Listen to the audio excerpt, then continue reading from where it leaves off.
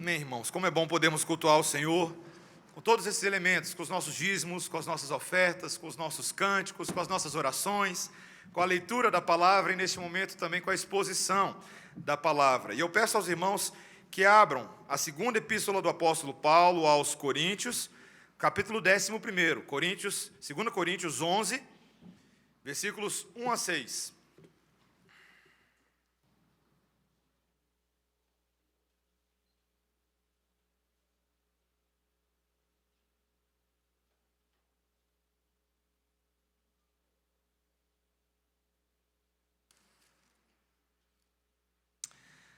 São 6 versículos, irmãos, mas de uma profunda instrução. Digo à igreja com toda clareza que pregar em 2 Coríntios tem sido um desafio grande para mim, pelo argumento do apóstolo Paulo, que é bem trabalhado, e ora o apóstolo Paulo está rasgando o coração dele, e a gente tentando descobrir o que é de fato que ele está tentando trazer de forma prática para a igreja, mas sem sombra de dúvidas, nesses 6 versículos hoje, eu e você temos boa e clara instrução para as nossas vidas.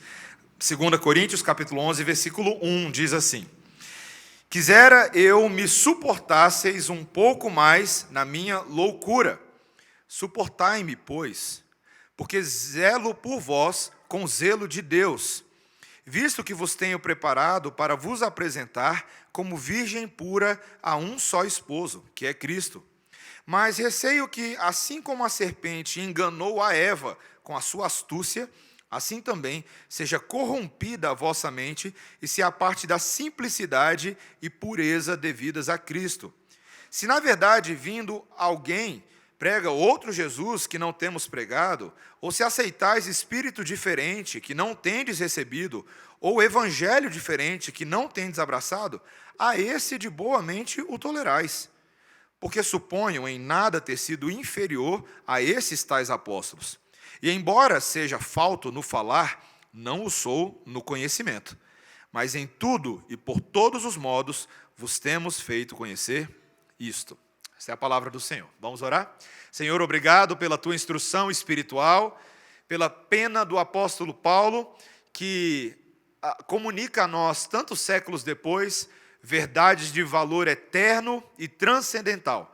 Nós estamos aqui, Senhor, diante da Tua verdade, para ouvir a Tua voz, não a voz do pastor Mateus, não a voz de qualquer homem, mas a voz do Senhor por meio da palavra. Dá-nos, portanto, o Teu Espírito Santo, que é o intérprete maior e o único que realmente pode nos dar a conhecer as grandezas de Deus. Em nome de Jesus. Amém. Irmãos, a igreja está crescendo e a Igreja Presbiteriana Redenção está virando uma igreja de casamentos. Hoje à tarde eu realizei o 10º casamento desse ano. Está ficando feia a coisa mesmo, ou ficando boa, né? E quando a gente faz muito casamento, uma coisa que aparece ali naquelas dinâmicas bem modernas de casamento é o dia de noiva. Dia de noiva. Dia de noiva é aquele dia para a noiva se sentir realmente bem importante, né? E tem uma série de coisas, eu andei pesquisando, porque da época que eu casei, há 11 anos atrás, quando a Débora teve o dia de noiva dela, para o dia de noiva, hoje em dia, muita coisa melhorou. E muita coisa foi acrescentada. Hoje em dia, por exemplo, quando uma noiva vai casar, ela pode começar o dia com uma limpeza odontológica cosmética. Eu não sabia disso. Ela pode fazer um clareamento dental para o dia, remover aquele tártaro incômodo, né, para ela não ficar com mau hálito. E aí vem, obviamente, uma série de coisas que elas já andam fazendo por aí. Vem limpeza de pele, massagem, depilação, manicure, pedicure, cabelo, penteado e maquiagem. Essas são as que eu consegui lembrar. Mas o objetivo é que essa noiva possa ser apresentada no seu próprio casamento, adequada e bela, não apenas para atrair os olhares dos convidados, mas sobretudo daquele que está aguardando ela lá na frente, que vai passar o resto da vida com ela, se Deus assim permitir. Mas a verdadeira preparação de noiva, se me permitem dizer, não é aquela que acontece no dia de noiva. A verdadeira preparação é quando o pai da noiva ou a mãe da noiva senta com ela e vai explicar para ela esse negócio de casamento. Isso não é só lá no dia do casamento, não.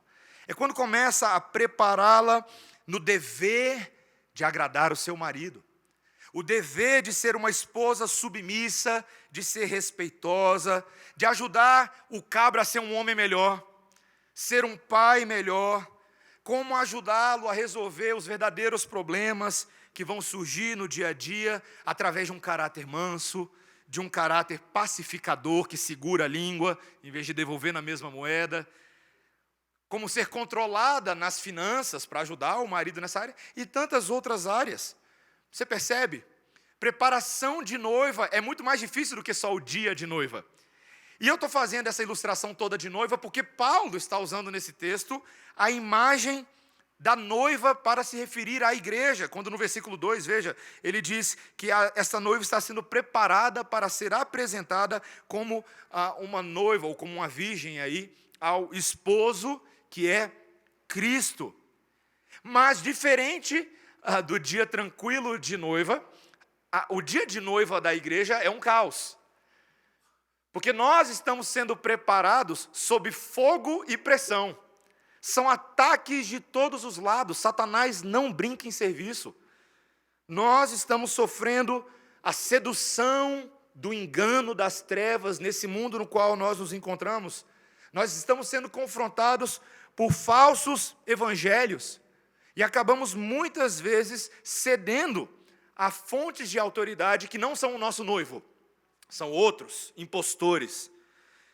E que acabam gerando dúvida no coração da igreja de uma forma muito perniciosa. Esse é o dia de noiva pelo qual eu e você estamos passando. Mas sabe de uma coisa, meus irmãos?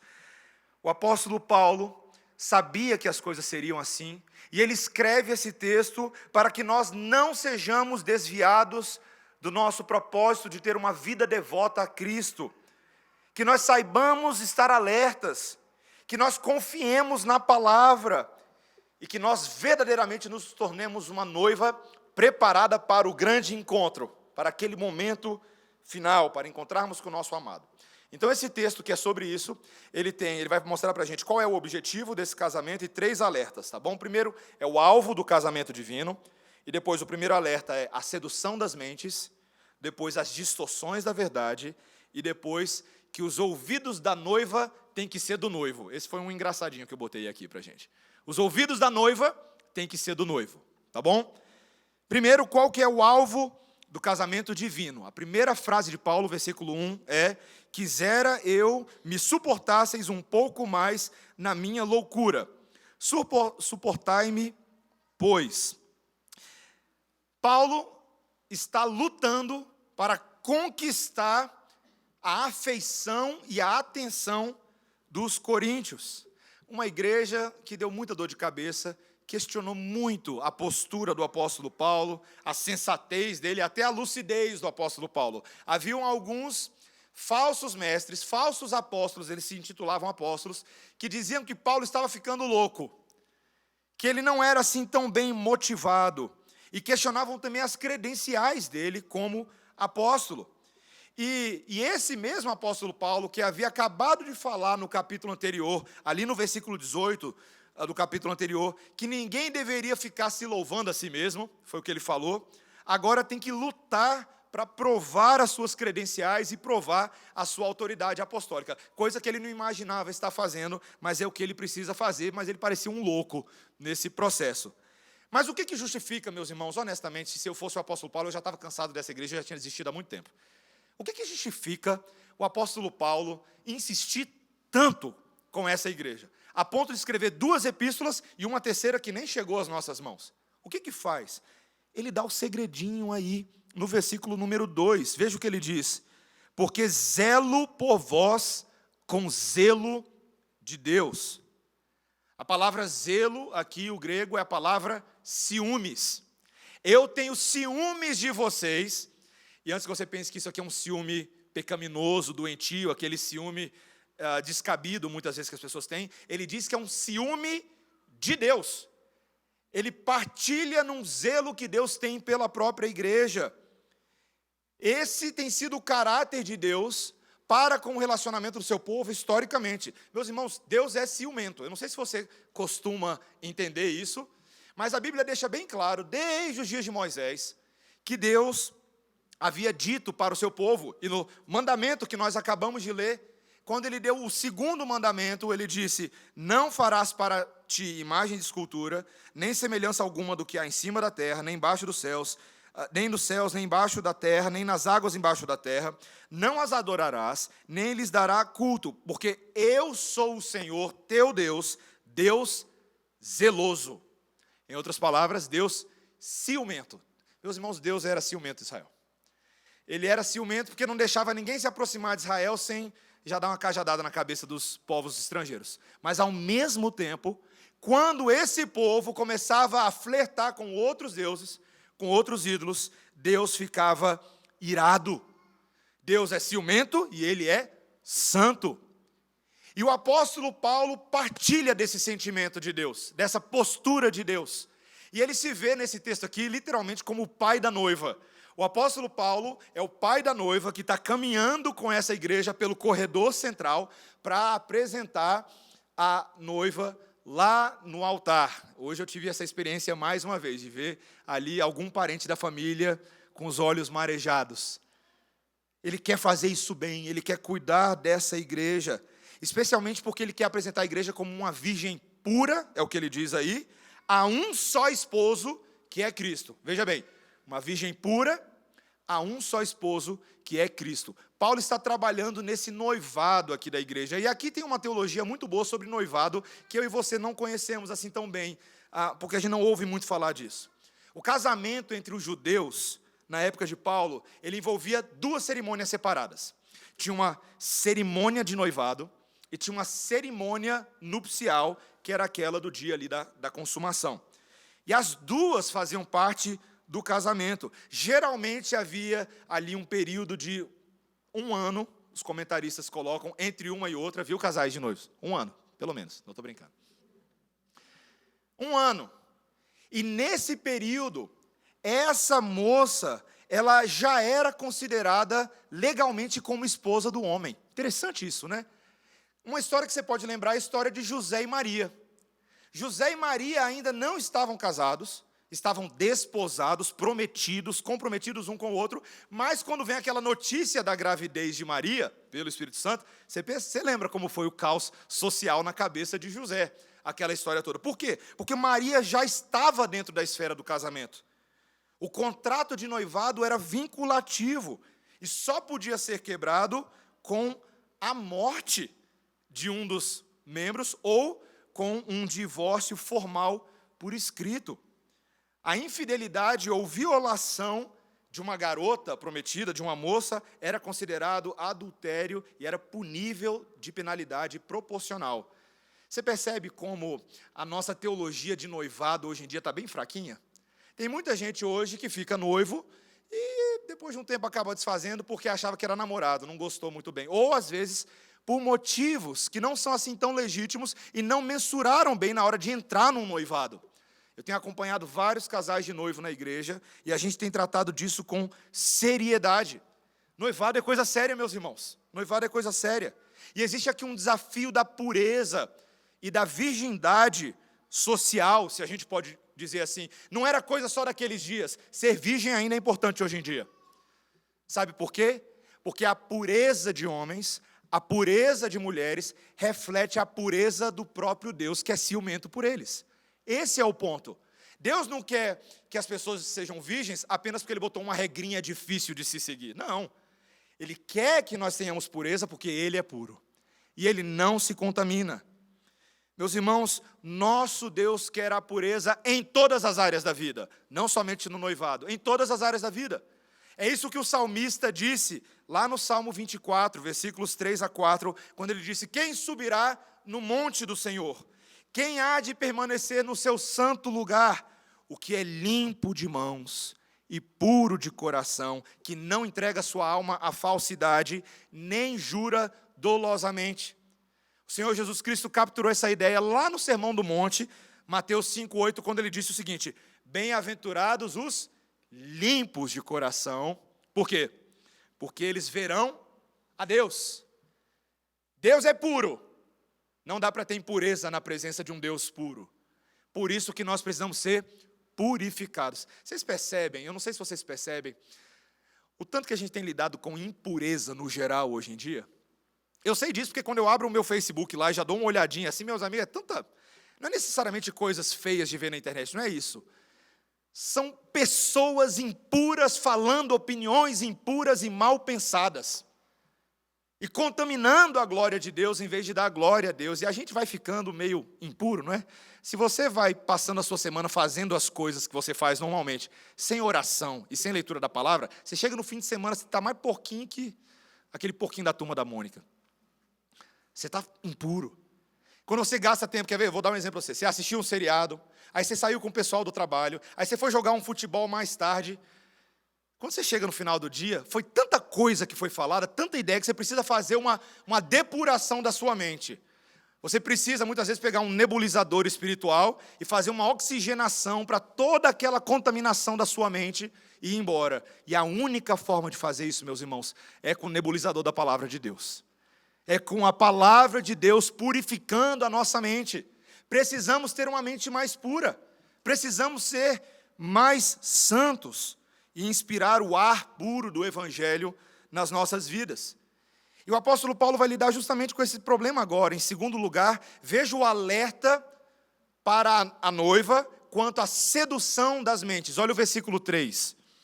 Mas receio que assim como a serpente enganou a Eva com a sua astúcia, assim também seja corrompida a vossa mente e se aparte da simplicidade e pureza devidas a Cristo. Bruno, você pode aumentar para mim um pouquinho o retorno aqui do lado? Estou perdendo a voz, irmãos. 3 sermões hoje. Paulo está vendo um perigo no horizonte, um perigo perigoso. Ele está vendo um padrão acontecendo com os coríntios que vem acontecendo lá do início da história da humanidade, quando nós lemos hoje o texto sobre Eva e a serpente. Você lembra daquela interação de Gênesis 3? Paulo está comparando o engano dos coríntios com o engano de Eva, quando ela disse lá em Gênesis 3:13, a serpente me enganou e eu comi do fruto. Vocês já perceberam a quantidade de vezes aqui na Redenção, nesse púlpito, que a gente cita Gênesis 3? Vocês já repararam nisso? Faz uma recapitulação dos sermões aí. Quase todo sermão a gente toca em Gênesis 3. Gênesis 3 é um texto central para entender o padrão do pecado em nós. Principalmente esse padrão da sedução. Muita gente, quando vai discutir a sedução de Eva, isso aconteceu muito ao longo da história, disse que a sedução de Eva foi o que tornou Eva uma mulher sexualizada. A gente não sabe muito bem de onde começou isso, mas ao longo da história da humanidade tem alguns quadros do período medieval e comentaristas e teólogos que diziam que o pecado de Eva foi um pecado da sexualização. E nos textos rabínicos haviam isso também. Mas, meus irmãos, não é essa a sedução sexual. A sedução é uma ilusão da mente. Quando Eva negou a verdade de Deus, daquilo que ele havia dito. Aquele fruto que Deus havia proibido, assumiu para Eva um novo significado quando a serpente começou a conversar com ela. Ele ficou mais vistoso, ele ficou mais interessante, ele ficou mais desejável, porque ele conferiria a Eva um poder que ela achava que ela não teria se não comesse aquele fruto. Ela seria igual a Deus, aquele Deus que estava sendo malvado com ela e não deixando ela ser igual a Deus ou comer daquele fruto. Meus irmãos, a gente precisa entender que a sedução de Satanás, e preste bastante atenção nisso, o ataque principal de Satanás às nossas vidas é um ataque à nossa mente. É um ataque à nossa mente. Satanás pretende nos desviar da verdade e da devoção a Cristo. E eu sei que quando eu falo isso que eu estou falando, eu tenho que falar com muita cautela, porque alguns irmãos, eu já conversei com vocês, vindo de certas igrejas, vocês vêm de uma teologia que diz o seguinte: pastor, quer dizer então que Satanás tem poder para ficar lendo meus pensamentos? Você já pensou nisso antes? Alguns de vocês já pensaram bastante nisso. Eu tenho medo, porque Satanás lê os meus pensamentos. Então ele foi ensinado que ele tem que botar uma espécie de capacete espiritual místico, para não deixar Satanás ver, que nem o do Magneto, do X-Men lá. Para não deixar Satanás ver. Não é disso que a Bíblia está falando. A Bíblia não está falando que Satanás quer ficar sabendo o que você faz oculto dos seus pensamentos. Não é isso. É que Satanás sugere e direciona os seus pensamentos. Ele faz sugestões para tirar você do eixo. A Bíblia usa várias linguagens para isso. Ela fala, por exemplo, de cegueira da mente, de endurecimento da mente, de cativeiro do pensamento. Foi isso que Paulo falou no capítulo 10, quando ele disse, olha, a nossa luta é levar todo o pensamento cativo à obediência de Cristo. É para sair do cativeiro das trevas e ir para o cativeiro da luz, que é um bom cativeiro, é a liberdade. E nós precisamos entender as implicações disso para nós hoje em dia. Dia 10 de outubro é o dia que a gente comemora mundialmente o Dia Internacional da Saúde Mental. Você já ouviu falar disso? Está crescendo esse movimento. Esse movimento de saúde mental está começando a ficar importante. Muitas celebridades, muitas figuras socialmente importantes estão vindo à tona para quebrar o tabu de que elas sofrem com transtornos mentais e de que a gente tem que aumentar a conscientização sobre esse assunto. De que às vezes elas têm ansiedade generalizada, fobias, ataque de pânico, toque, transtorno obsessivo compulsivo, depressão, esquizofrenia, transtornos alimentares, estresse pós-traumático, somatização, transtorno bipolar. Eu estou aprendendo. Todo mundo está falando disso agora. O tempo inteiro. Se você entrar no Instagram, você vai ver alguém falando sobre esse assunto. Olha como é importante a gente saber dessas coisas. O próprio Ministério da Saúde, eu vi isso recentemente, eles publicaram uma série de portarias que instituem a rede de atenção psicossocial em saúde mental, propondo a criação e ampliação e articulação de diversos centros e pontos de atenção à saúde mental com pessoas com sofrimento, transtorno mental, ameaça de suicídio, disque suicídio, coisas desse tipo. E recentemente eu estava lendo um livro de um teólogo e conselheiro bíblico chamado Ed Welch. Ele escreveu um livro chamado A Culpa é do Cérebro. Esse é o nome do livro, acabou de sair em português. A Culpa é do Cérebro. E ele questiona o seguinte, será que é sempre legítimo a gente culpar o cérebro pelo mau comportamento das pessoas? Como é que eu posso saber se o meu cérebro me fez fazer isso?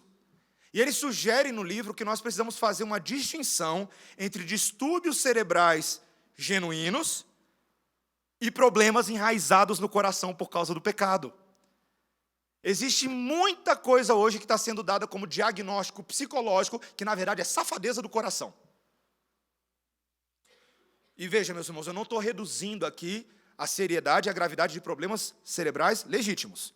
O que eu estou falando é que muitas vezes a pessoa fala, eu sou ansiosa, e acha que isso é bonitinho, quando na verdade isso é pecado na Bíblia. Ser ansioso é desconfiar da soberania e da grandeza de Deus e que Deus cuida da sua vida. E que faz você se tornar uma pessoa descontrolada, fica roendo unha, fica com medo de sair na rua. A própria ansiedade revela uma falsa sensação no coração das pessoas de tentar controlar todos os cenários da vida dela. Já viu aquela pessoa que vai sair de casa de manhã? Aí ela faz uma listinha de tudo que ela tem que fazer durante o dia. Aí quando uma coisa sai um pouquinho do roteiro, ela vira um tornado humano. Ela bate em todo mundo, ela reclama com todo mundo, porque saiu da minha agenda, que eu não posso aceitar uma coisa dessa. Vai catar coquinho, rapaz. Cuidado, isso é pecado. Pessoas que vivem sob o medo. E a Bíblia fala tão claramente sobre a questão do medo. O medo fica ocupando o lugar do amor, porque o perfeito amor lança fora todo medo. Mas tem muita gente que vive sob o terror de medos que vão sendo criados dentro dela. Gente que dá a culpa para o cérebro, quando na verdade ela tem problemas de idolatria da sua imagem. Ela quer o tempo inteiro ser bem aceita, ela não está satisfeita com uma única selfie que ela tira, ela tem que tirar 300. Para ver se uma fica boa, se o cabelo fica melhor, o meu ângulo fotogênico. E ela fica ansiosa, ela não se aceita, ela se destrói. Meus irmãos, a gente precisa confrontar padrões de pensamento. Sabe por quê? Porque é ali que Satanás está agindo. Exatamente ali. Quando você busca em primeiro lugar o reino de Deus e a sua justiça, sabendo que todas as demais coisas vos serão acrescentadas, você vai largando mão da ansiedade, da mente conturbada, e a gente vai crescendo naquilo que é o alvo da sociedade hoje. Todo mundo quer a paz. Não é o que todo mundo quer? Não é o trabalho de todo psicólogo, de todo cientista, é alcançar a paz. Mas o Senhor Jesus falou que Ele tem uma paz que o mundo não conhece. Uma paz que excede todo entendimento E você só pode alcançar essa paz se você correr para Jesus e não de Jesus. É assim que funciona. Eu e você precisamos entender essa distinção primária, porque Satanás tem seduzido muita gente. Em terceiro lugar, o alerta é sobre as distorções da verdade. Olha o versículo 4, veja comigo. Se na verdade, vindo alguém, prega outro Jesus, que não temos pregado, ou se aceitais espírito diferente, que não tendes recebido, ou evangelho diferente, que não tendes abraçado, a esse de boa mente o tolerais. Paulo denuncia como é que a sedução de Satanás está acontecendo. São esses homens que estão ensinando outras coisas. A primeira coisa que eles estão ensinando é um outro Jesus.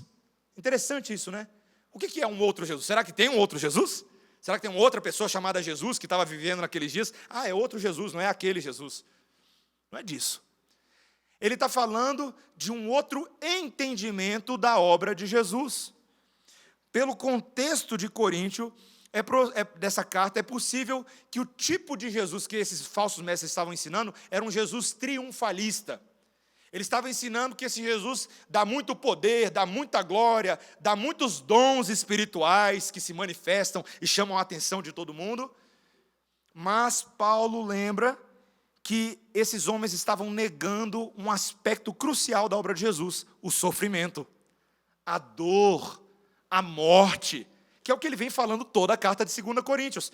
Eu sou um apóstolo de Jesus e eu tenho experimentado uma coisa que vocês acham que não existe na vida de Jesus e na vida dos crentes: o sofrimento.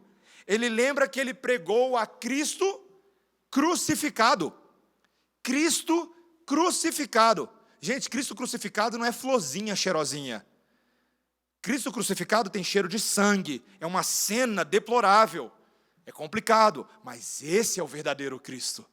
Esse é o caminho. Essa é a proclamação que devia ser feita. Esse é o verdadeiro Jesus, e não apenas o Jesus triunfalista. Você vê como Paulo estava atualizado com os nossos dias? Paulo sabia o que a gente já está passando hoje. Ele sabia tudo. Pergunto, tem Jesus triunfalista hoje, meus irmãos? Pergunto para vocês, tem ou não tem? Só tem às vezes, né? Dependendo de que púlpito, dependendo de que igreja, dependendo de que auto-intitulado pastor, é só vitória, é só alegria. E qualquer sofrimento, certamente isso não é desejo da parte de Deus para você. Se fosse assim, veja só, deixa eu dizer uma coisa para você. Se sofrimento e angústia não fosse uma possibilidade de Deus para você, então Jesus teria pecado contra Deus. Você concorda comigo? Porque o autor de Hebreus nos diz no capítulo 5 que ele foi aperfeiçoado, ele se tornou o autor da nossa salvação por meio das coisas que sofreu. Então o seu problema não é comigo, o seu problema é com Jesus. Esse Jesus apenas triunfalista, ele não existe. Outro problema aqui é que eles estavam pregando outro espírito. Não é só outro Jesus, é outro espírito. O que quer dizer isso? Também está claro na carta aos Coríntios. O espírito que Paulo havia pregado, que eles receberam, que caracterizava o ministério do apóstolo Paulo, era um espírito que produzia frutos espirituais, virtudes. Quais são? Qual é o fruto do espírito? Amor, alegria, paz, bondade, benignidade, mansidão, domínio próprio, fidelidade. Contra essas coisas não tem lei. Esse é o fruto do Espírito. Mas o espírito desses cabras aqui era bem diferente, né? Porque de mansos eles não tinham nada. Eles eram arrogantes. De simples eles não tinham nada. Eles eram autoritários. O espírito deles era um espírito agressivo, um espírito malvado, um espírito competitivo. Paulo fala, esse não é o Espírito de Deus. Meus irmãos, como nós temos uma teologia do Espírito Santo hoje que precisa ser consertada. Gente, tem muita gente que acha que o Espírito Santo, e eu preciso dizer isso porque eu já ouvi isso algumas vezes, e está na hora da gente rebater e objetar essa falsa doutrina. Pastor, eu não vou para a presbiteriana. Eu gosto da presbiteriana, mas eu não vou na presbiteriana. É mesmo? Por que você não vai na presbiteriana? Porque na presbiteriana vocês não acreditam no Espírito Santo. Vocês não acreditam. É mesmo? Não sabia disso. Como é que é isso aí? Não, vocês não acreditam no Espírito Santo. Vocês não falam em língua, vocês não têm sonhos no meio do culto, vocês não têm visões, vocês não veem anjo, vocês não acreditam no Espírito Santo. Meus irmãos, sério mesmo que as pessoas acham que essa é a obra do Espírito Santo?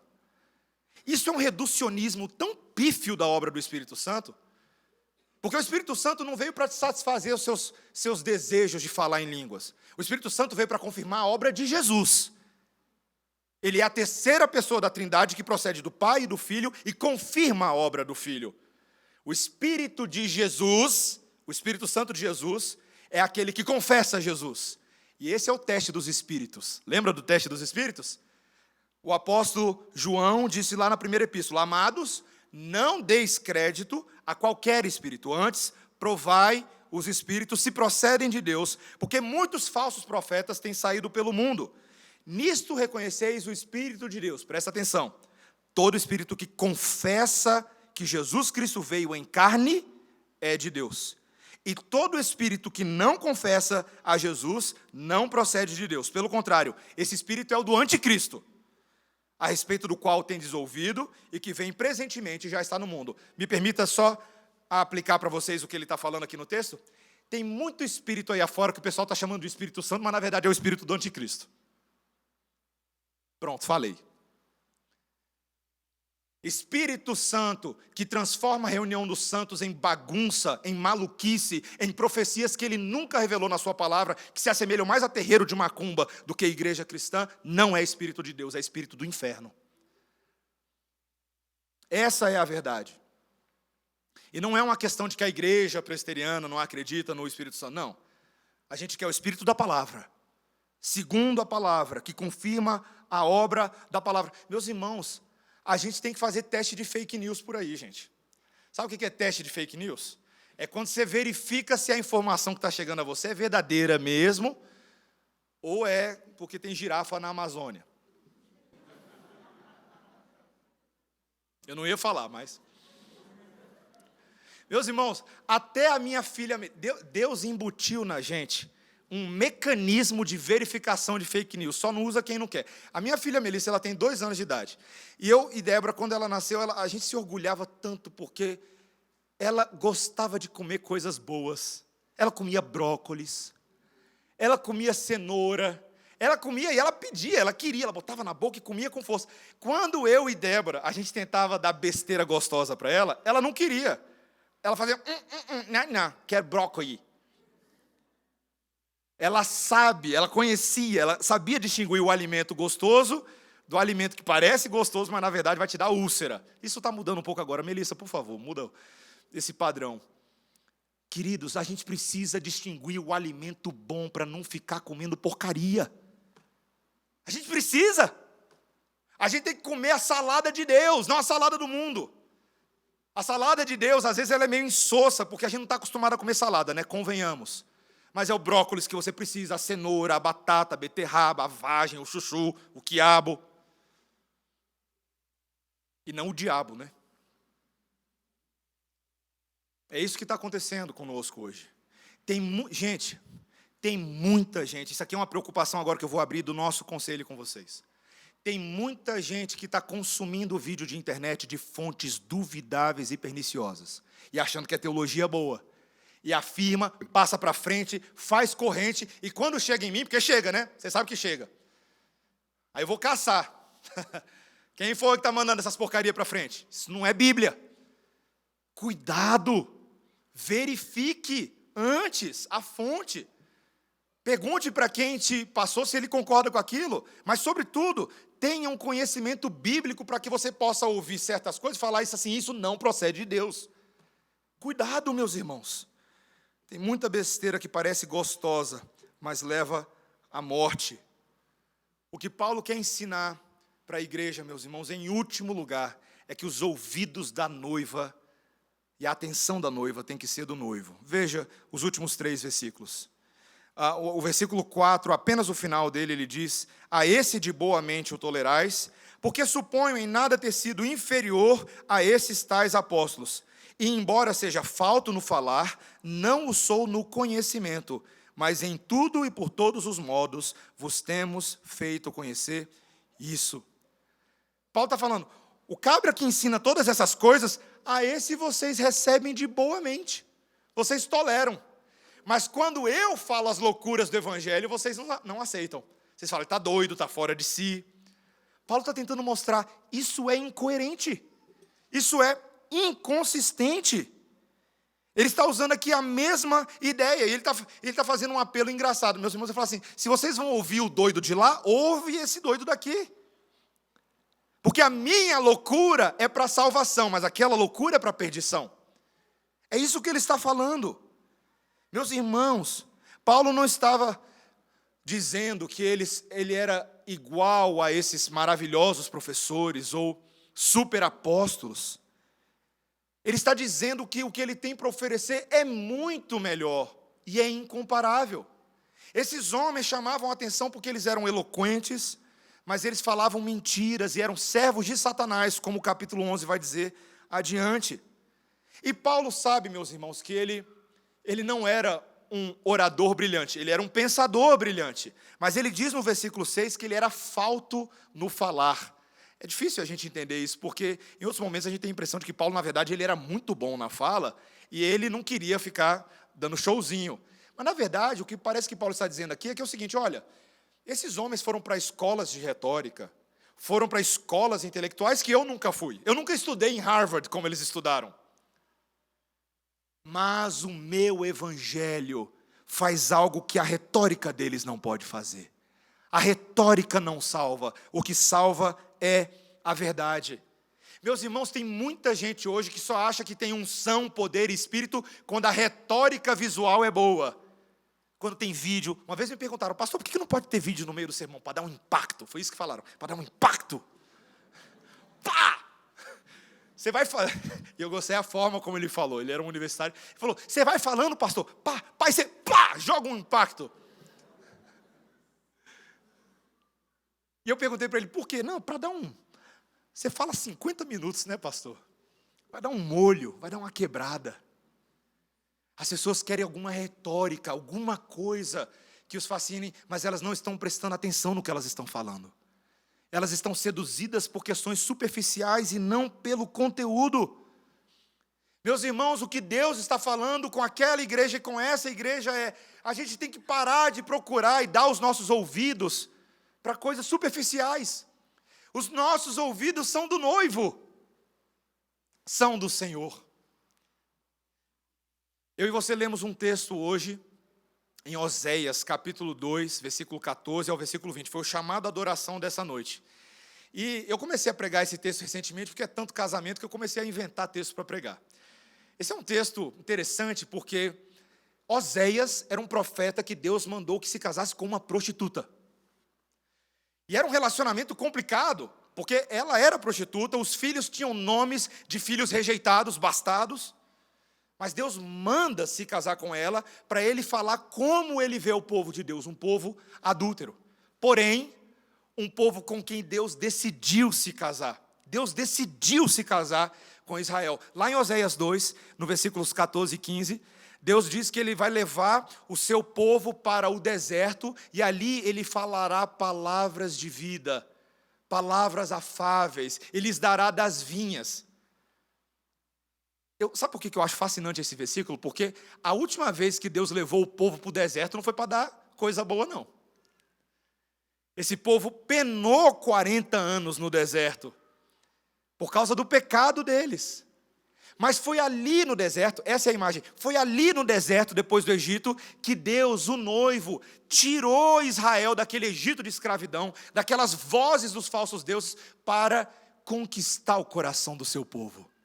Foi por meio da lei, foi por meio das codornizes, foi por meio do maná, foi por meio da instrução que Deus foi ganhando o coração de Israel e dizendo, eu sou o Deus de vocês.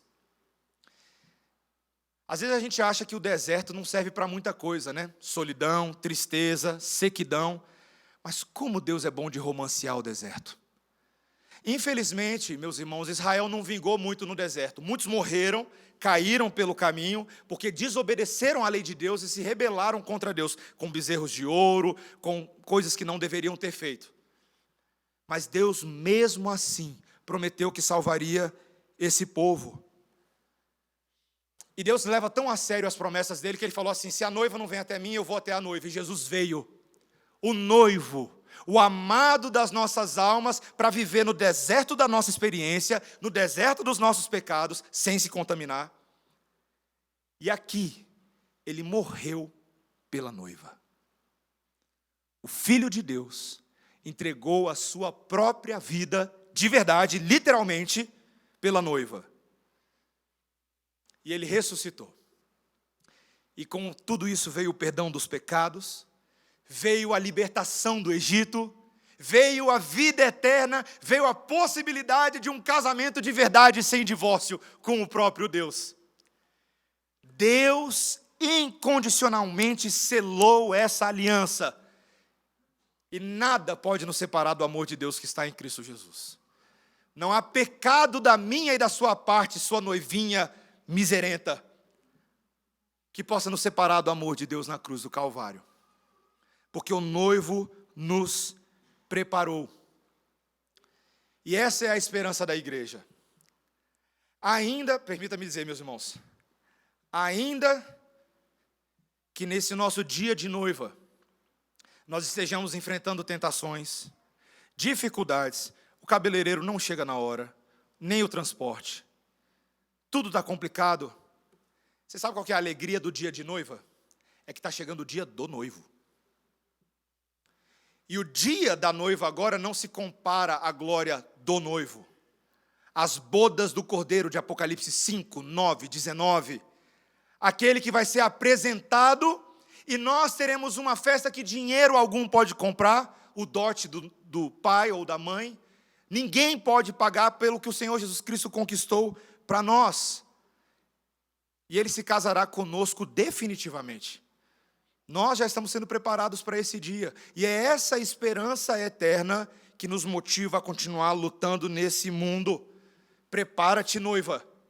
O Senhor Jesus Cristo está tirando as nossas rugas, limpando as nossas manchas, arrumando a barra do vestido e nos deixando como uma noiva aceitável. Essa é a obra que Ele está fazendo. Satanás é um penetra que está tentando entrar nessa festa, mas ele não vai conseguir. Ele não vai conseguir. Porque as portas do inferno não prevalecerão contra a igreja. Nós chegaremos lá. A caminhada do corredor vai ser complicada, mas os apóstolos e os profetas estão nos levando pelas mãos da palavra de Deus, e o noivo já está aguardando. Já está aguardando. Você está pronto para o casamento? Mesmo quem foi solteiro nesse mundo vai se casar. Mesmo quem for viúvo. Mesmo quem estiver em qualquer situação, você pode até dizer assim, poxa, eu gostaria tanto de ter um noivo, eu gostaria tanto de ter uma noiva. Jesus pode ou não pode te dar, mas eu vou te dizer uma coisa, Ele é muito melhor do que qualquer um. Lembre-se disso, porque Ele vai te dar esperança a despeito das suas circunstâncias, porque Ele prometeu. Amém? Vamos orar, irmãos.